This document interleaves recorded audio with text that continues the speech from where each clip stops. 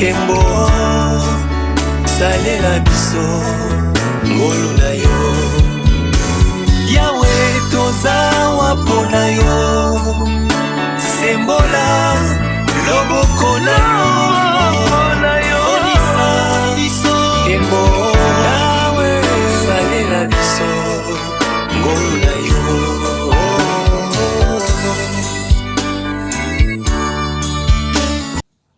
Shalom, shalom peuple de Dieu partout dans le monde, c'est bel et bien votre humble serviteur, le évangéliste Lunda Yannick Joshua. Mes frères et sœurs, nous sommes encore ici pour un autre numéro, parler de la parole du Seigneur et révéler aussi quelques messages que le Seigneur nous en avait déjà donnés et d'essayer un peu de parler aussi ce qu'il est en train de nous donner pour l'Afrique et notre pays, la RDC. Que Dieu vous bénisse. Que Dieu bénisse sa parole et l'émission d'aujourd'hui au nom du Dieu vivant. Amen. Mes frères et sœurs, nous devons savoir d'abord que Dieu parle. Il parle. Et il y a un journaliste qui m'a posé aussi la question sur ça. Et mes frères et sœurs, Dieu parle. Et la Bible nous dit dans le livre de Job, j'ai déjà aussi parlé de ça, Job chapitre 33, verset 14, Dieu parle tantôt d'une manière, tantôt d'une autre, mais l'homme n'y prend point garde. Vous voyez? Donc pour les gens, il faut qu'il y ait quelqu'un de barbe, il faut qu'il y ait des tonnerres, il faut qu'il y ait quelqu'un qui a beaucoup de gens derrière lui, je ne sais pas, oui vous pouvez aussi avoir raison. Et Dieu est mystérieux et la façon où il parle doit aussi être mystérieux. Mais la Bible nous dit aussi, Dieu parle tantôt d'une manière, tantôt d'une autre. Il y a des choses qui parfois, il y a des signes aussi qui parlent réellement que Dieu parle. Mais vous voyez, l'homme n'y prend point garde. Moi, je suis l'un des fils d'un prophète et je connais de telles choses que les gens négligent. Vous allez comprendre, ici c'est l'Éternel qui nous parle. Il faut faire très attention. Vous voyez, Dieu se cache parfois. Il faut avoir l'esprit de discernement. Il parle aussi par des songes, il parle par des visions nocturnes. Et quand les gens sont livrés à un profond sommeil. Et quel but? Pourquoi Dieu parle? Dieu parle pour préserver, pour avertir son peuple. Dieu aime avertir d'abord son peuple. Pourquoi Dieu parle? Dieu parle aussi pour que l'avertissement, oui, on peut lire ça dans le livre de Jérémie, chapitre 1, verset 14 à 17 là-bas, Ézéchiel, chapitre 6. On peut. Deuxième des choses, pourquoi Dieu parle? Dieu parle pour donner ses instructions. Dieu aime donner ses instructions à son peuple, ou des prescriptions. Deutéronome, chapitre 28, verset 1, on peut lire. Pourquoi aussi Dieu parle? Dieu parle pour préserver les gens du mal. Dieu n'aime pas le mal. Dieu n'aime pas l'accumulation de la méchanceté, l'accumulation du mal. Aujourd'hui, le mal est devenu normal. Même les gens qui disent qu'ils sont des sacrificateurs de Dieu, dans le mal, c'est normal, mes frères et sœurs. Dieu n'aime pas l'accumulation du mal. Dieu n'aime pas quelqu'un qui vient travailler chez vous, vous êtes en train de le faire souffrir. Dieu n'aime pas ça. Des choses qui se passent en Afrique, faire souffrir les gens, faire couler les sangs innocents.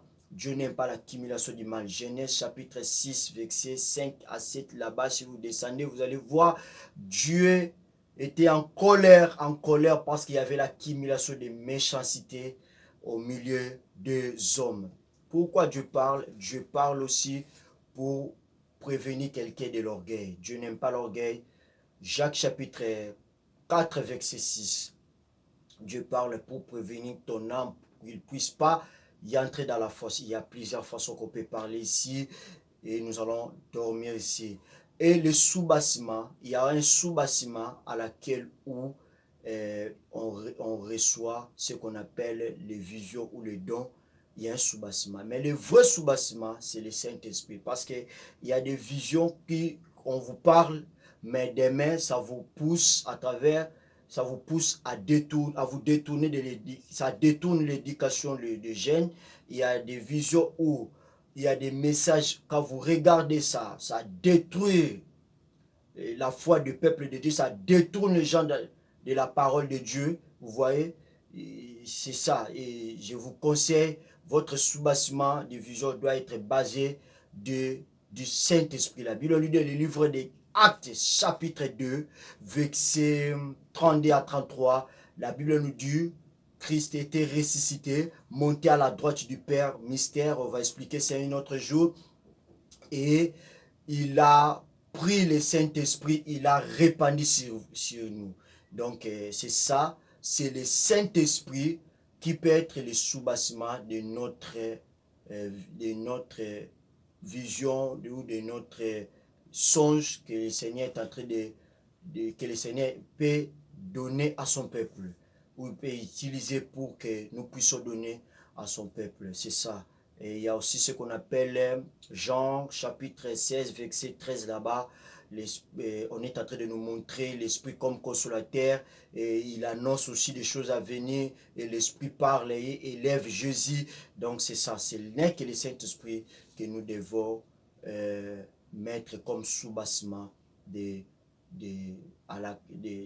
soubassement à laquelle où le Seigneur peut parler à son peuple. Mes frères et sœurs, nous allons passer directement aux choses que le Seigneur nous en avait parlé et des choses qu'il est en train de nous dire. Avant, nous avons une élection. L'élection, bimisaki fachi mokonzi. Nous avons un message dans l'église, peut entre-taper, tobane kobondela na église. Entre-taper, nazalaki pe na ba prière na ngai moko pe tobandaki pe ko continuer toujours kobondela parce que mboka ezalaka penza moi milinga na lobi te ke nazali super te ezalaka bolingo mboka état que mosali ya Nzambe moindre serviteur de Dieu, on priait pour notre pays et l'Afrique. Et quand on priait na monaka vision batalisaka ngai pena kombo te, mais balobelaka ngai clair que mutu akoleka akozala mutu oyo bino botiaki na makanisi te. Et ce qui vous remarquez bien, élection, il y a président Fachi, tango tobanei na kokekotika ba candidature, ezaki un peu flou. Mais peut-être tango akoma ikosala ba propagande, ne moi sondage comment peut kokota na kati ya sondage que non, mwana ya ex opposant vraiment yepe azo drainer ba foule. Mais ne bandeli penza ezalaki moi passe, abi ezalaki la plus ce que vous remarquez peu même makambo susu moye tolobeza te, mais ezalaki mwa pasi abaki na ngai ke mutu wana akozala mutu botiaki na makanisi te. Et puis de deux, alobaki na ta ya régime ya mutu wana po oyebake ngai mutu na poni ye na régime na ye nakobanda kosisite justice po na Congo libanda pe na kati. Donc cela veut dire mutu wana kobanda kobundela mingi po na justice ya Congo. C'est ça. Même na oloba boza lwana na omona yango tango na monaka yango abi awanda kobundela mingi pona justice ya Congo na libanda pe na kati. Donc na lobete que attaque tout ce qui justice yango et s'établir à 100%, mais si vous remarquez mingi président Fachi, vous sentez il est en train de poursuivre plus pour être international et reconnaître Congo, donc etia Congo na place na yango et ça la loko le bengami et kata loko la sembo pona Congo. Donc c'est ça pena kati ya mboka bozo tala mutu oyo babengi Kagame na Afrique ya bande komi mona ndeti le tout puissant, ce qui yende muta ko diriger ce qui ni na Afrique, ce qui nengeni que comme si c'est lui les plus aimés, ce qui ni c'était difficile ba pesa ata ba tentative ya ba sanction no bozo komona wana ba pesa ba rebelle rwandais ba pesa ba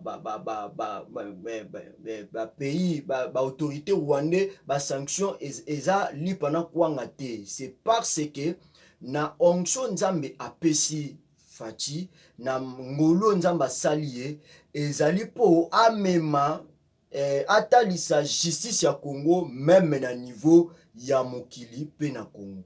Pe soko lani bien, même à Namboka, na biso, vous allez comprendre que malgré tout la justice n'est pas vraiment rétablie, mais vous sentez que il y a des séquelles et moi nous sentir que na régime ya Fachi, il est en train d'essayer de se battre pour que la justice est fanda na Congo. Et ça qui jale le qui politique, je vous parle des choses que j'avais vues. Et na koma yango ba époque wana na Facebook nanga. Moni batu ba mesalaka kolala ba makambo ezanga nango mutuna makolo. Ba biloko ya bonzambe surtout un jeune lokola biso akoma makambo kara ni ko bondela ni ko tchataka na mona kaka moi mutu moko to mibale ba bengaka nga l'époque ba bi ah moi ba bilembo tozo mona eza ba biloko yo komaka na Facebook. Mais na Facebook na ngai toki batu balandeli bakomona yango na komaka ba biloko wana avant même élection ya président Fachi. Et ya mibale tango président Fachi aye kozwa bokonji azwi bokonji papa eye na ye to bandi susu ko bondela kaka pona président parce que nazo se rappeler makambo ya lobela kanga ipona régime Fachi babilo musuku tu moyena loba ezate parce que tala kaka ezali temps et molimo na nzamba aka kolobela ngai que na ye komona l'un des présidents francophones, un grand président francophone, avait eu ce que na monaka bango na kati ya réunion mokobo ye na président Kagame ba sala likita ba lobi que non soki to tiki muto na pouvoir bozu ya Congo to bana ko bénéficier na yango sous malamu te et de deux et soki to continuer ko tiki na pouvoir ako zala plus na ngambu ya mboka na eke biso. 3. Soki totiki na pouvoir cycle ya bokonji ya Congo ke bana ko continuer pa ya ba Congolais. O nga na monaka ba uzo ba mambo mokano na bango. Ah bon nazo mona ba na vision. Alors qu'est-ce qu'il faut faire? Il faut koboma président Fachi avant asilisa ba mandat na ye. Yami bale, il faut koluka kobengana ye na minduki okawu kobomana ye e simbite biloko wana pe na oloba na bino na komaka yango na Facebook na ngai malgré tout na koma yango avec beaucoup de sagesse mais na koma yango sans vous mentir na koma yango na monaki vision yango ba pesa yango ba président africain mingi ba président ya est ba pesa ka bango yango tango président à kotaka na EAC, je n'étais pas vraiment d'accord. Na badaka ko bondela pona ye na mboka. Mais nazaki d'accord te pona monaka ba président ya est la plupart na bango. Bazalaka d'accord na projet wana oyo Kagame tango bakangaka likita na président wana ya francophone apesaka ye basalaka likita. Apesaka bango pe bandimaka. Ba président mususu pe ya Afrique na ba organisation mususu Afrique ba misusu kati na bango pa parce ba organisation Afrique saka ba président Afrique ba misusu bazalaka pe d'accord mais ba misusu pe bazalaka d'accord te mais de bilongi wana o bazalaka d'accord te non o bazalaka d'accord te ba bandaka kobanga parce que tant que mona président francophone wana na ba décision bazwaka pene zalaki terrible et salaka bango mo ba somo na vision wana ba misusu ba bangaka ba koka koloba te ba ceux to dénoncer to kokota ba problème bazwaka minoko bakama mais ba misusu pe ba yaka malgré ba boyi na bango mais bazo yakaka pona ka pe ko banga je ne sais pas mais malgré tout bazar mais la plupart donc na monaka Fachi penza atikala presque yemoko na niveau ya ba président né africain zoko mona. Et côté à niveau international, bazalaka mingi na sima ya président francophone wana. Na sima président francophone wana, malgré plus tard nzambaka ko confondre bango mais na vision wana na monaka bango bazalaka sima ya président francophone wana banindele. Ba africain bazalaki tantôt plutôt na Fachi atikalaka un peu presque yemoko. Et qu'est-ce que je peux dire de cela? Na yaka komona pona to umela nesiko te na yaka komona oui c'est ça o bazwaka lokola likita même ba président na biso baza pembeni ba mikolo bazo comprendre eloko na nina loba avec sagesse na monaka ya azalaka d'accord nani oyebi kombo tango nazoloba ba président na biso azinga azalaka d'accord na sens nini que non esengelaki andimaka ne vision wana azala partenaire ya vision wana na koma yango plus tard babilembo tango emonanaka mutu moko pa bengaka nga lubi ata bamakambo komaka na Facebook tout ça oui azalaka d'accord.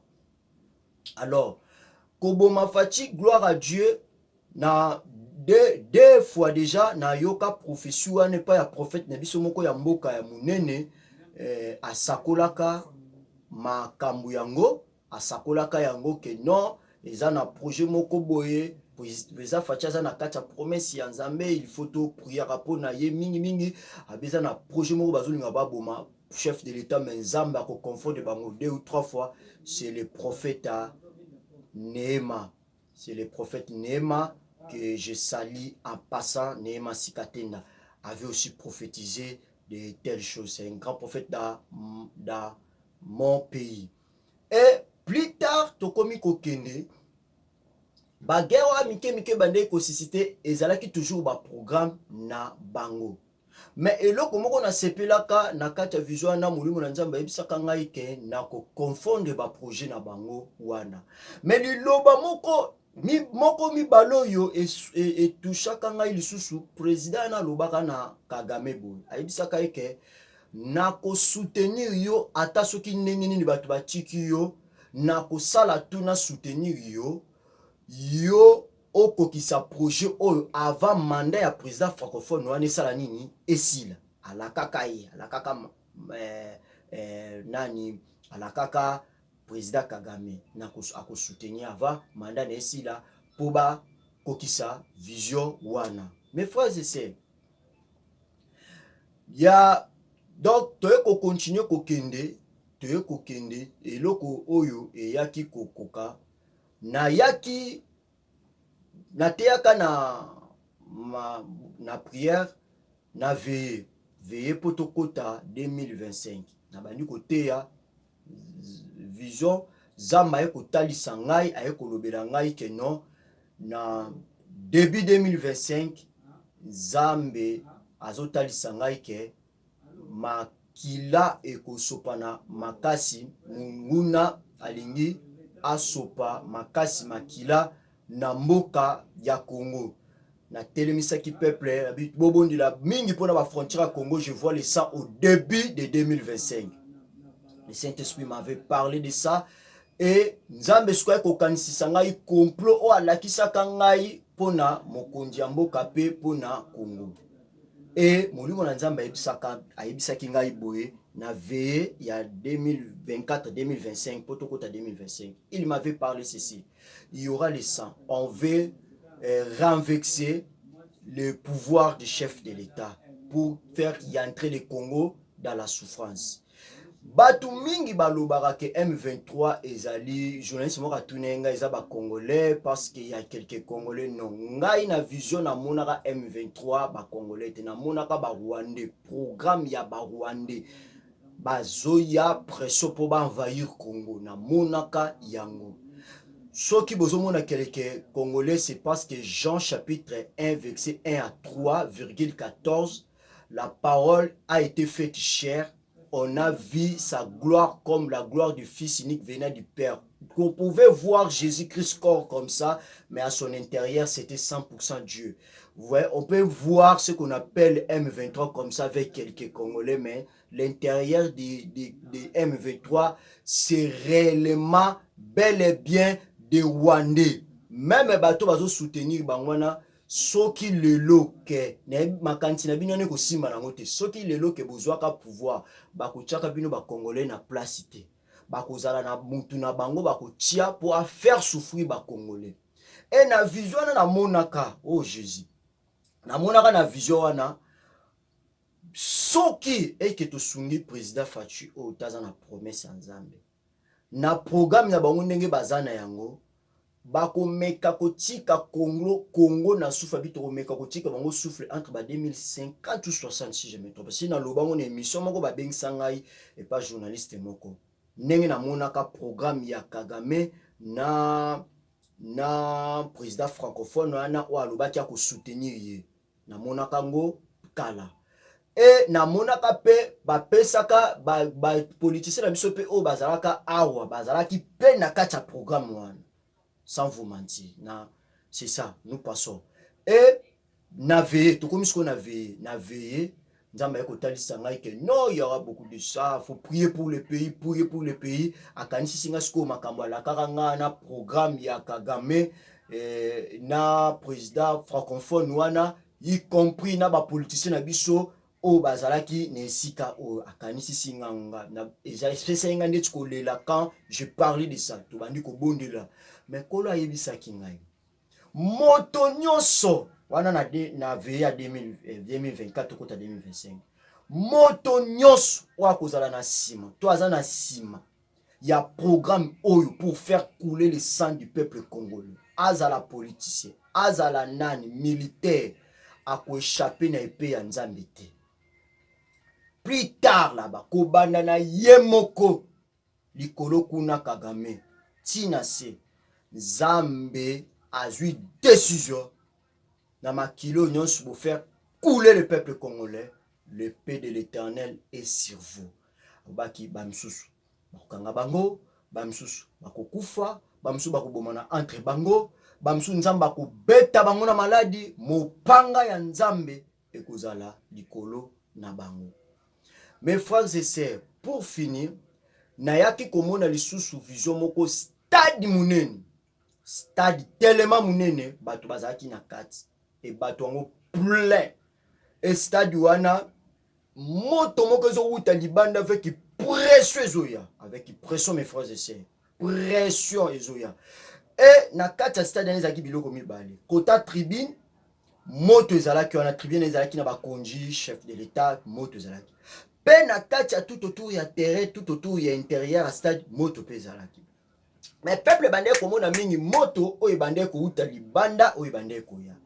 Et tangu moto anezo ya peuple yaki ko découvrir na sima que même na kati stade il y avait moto ba komi ko ganga. Et peuple tangu komi ko ganga na pression ba moto wana directement na yaki komona loboko moko akomi ko ganga ko belela komba Zambe bazolela bazoganga. Et j'avais vu aussi malgré tout il y a des faux, il y a aussi des corrompus, banganga nzambe ba corrompus, il y a nzambe pe bandeko baza moko eza pays prophétique, eza na semence prophétique, eza na semence évangélique. Nzambe jamais koki kolinga loko eza na semence ya semence prophétique, eza ngata prophète moko to mibali misatu ya solo, jamais. Et koki jamais pe kozanga loboko ya nzambe, eza juste que mabe na biso nezo ko étouffer biloko msusu ya bonzambe et agir te entre biso bolingo, entre biso lolenge nini ba politicien mabe mingi baza pona ko faire souffrir le peuple. Yango nezo ko ralentir loboko ya nzambe na mboka oyo. Et na komona loboko selon 1 Roi chapitre 19 verset 18, il y a toujours des réserves de l'Éternel. Na komona loboko na nzambe na stade wana. Et jusqu'à tel point, moto ezalaki bande ko ya na pression et comment ko se reculer. Comment ko se reculer. Mais bande déjà ko ya na pression moko ya ko sakana te. Et ami balé na comment komona pe moto ezalaki na kati intérieur à stade et comment ko allait tout faire. J'ai posé la question, c'est ne ba moto ezani a expliquer nga, mais surtout moto ya intérieur molimo so te expliquer nga que vraie guerre na bino ezali na kati ya mboka na bino moko. Si même votre président est en vie, c'est par ma grâce, c'est par ba prière ya basali nango ya solo na bao ya solo ba nanga basoko bondela eza ngolu na ngai on a pesi mission. C'est ce que le Seigneur m'avait parlé.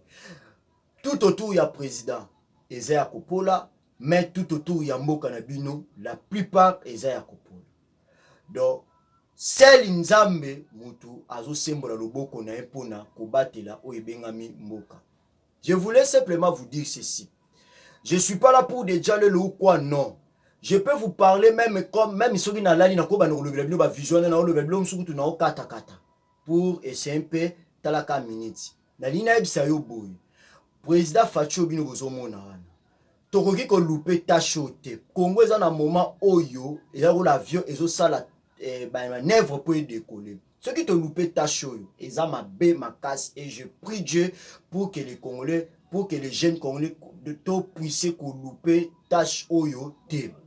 président Faci bino bozo mona wana aza président oyo à travers ye nzamba kobanda ko sala justice ya Congo libanda pe na kati akobanda malgré tout mutu mususu atasoka koyaka ko continuer ngo akobanda président Faci ko sala ka 150 au bino bo kanisa te ba okosaka bino pa ya ba communicateur rwandais akonyokola bino te président Faci a na mission na ye nazoloba mandat te prophétiquement parlant naloba mission soki mission na ye nanu ekoki te tosunga ye asilisa mission na ye akende pona ba royauté ya Congo et continuer du Congolais au Congolais.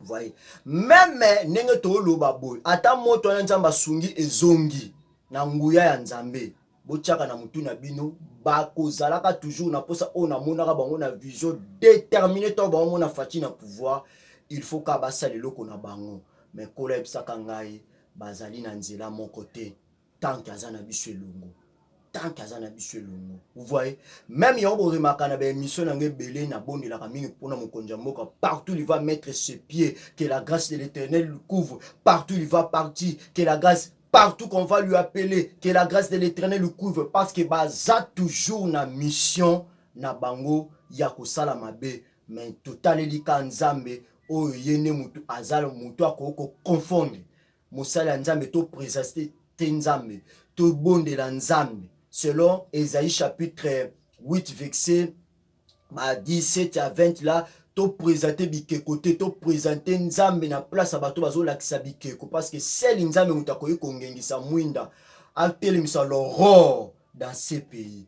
Que Dieu vous bénisse et que Dieu vous bénisse. Je suis en train de bénir bandeko guerre balonga rango o eza pays prophétique to tsanzambe liboso et yami balé toluka kotia eloko babengi ba communication na biso toluka kolakisa monguna ke toza ba faible te toza sima ya mboka na biso pe sima ya Faci liboso la bande ko sepela na RTN CT na lolenge na bango mais lelo kola pambola ministre Patrick Muyaya vraiment que Dieu vous bénisse na façon nazo mona RTNC na ba émission na bango na pamboli pe mama Judith premier ministre le lenge et zaleli na bino ya ko réveiller jeunesse congolais nazo pambola même ministre ministre ya art na slogan na Tozar si je me trompe pas Tozar ministre art kolo apambola yo et na mona ki pe ministre Liaou kolo apambola bino vraiment ministre Patrick Muyaya que Dieu vous bénisse. Nazo pambola lisusu le VPM Jean-Pierre Bemba, que Dieu vous bénisse. Continuez votre humilité devant le chef de l'État à servir ce pays. Dieu sera avec vous. Même ba comprendre la bango et ko sala Congo le côté ba ko sala au pays le côté. Continuez votre humilité. Je vous dis, Dieu va payer MLC. Dieu va payer le VPM Jean-Pierre Bemba. Continuez. Malgré au bazo bunduso, bazo critiquer ma kamuzo sala ko réveiller conscience ya peuple congolais. Ozo sale la fatité, ozo sale la moka. Continuez à soutenir la vision du chef de l'État. Dieu sera avec vous.